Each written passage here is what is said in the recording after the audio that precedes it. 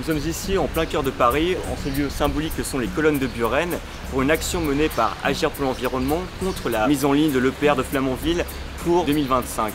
Donc tout ça c'est dans le contexte de la concertation du public qui a été mise en place par l'ASN. Et donc Agir pour l'environnement, nous sommes contre cette mise en ligne en 2025 pour plusieurs raisons.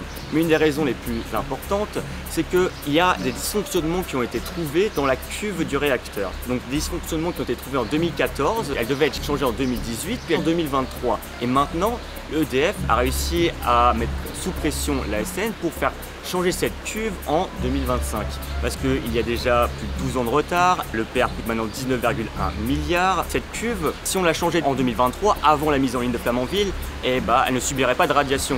Là en 2025, après 9 mois ou plus, enfin, même plus qu'un an d'activité, il y aura des radiations dans la cuve, mais ça va aussi ajouter au nombre de déchets radioactifs en France qui sont trop nombreux déjà. Si on changeait la cuve en 2023, le coût de ce changement serait associé au coût de Flamanville, de construction de Flamanville, donc ça s'ajouterait aux 19,1 milliards existants et on pourrait potentiellement arriver à dépasser la barre symbolique des 20 milliards. Si on la change en 2025 suite au fonctionnement de Flamanville de 1 an, ce coût de changement de la cuve s'associerait au coût de maintenance, donc ce serait un autre coût pour Flamanville.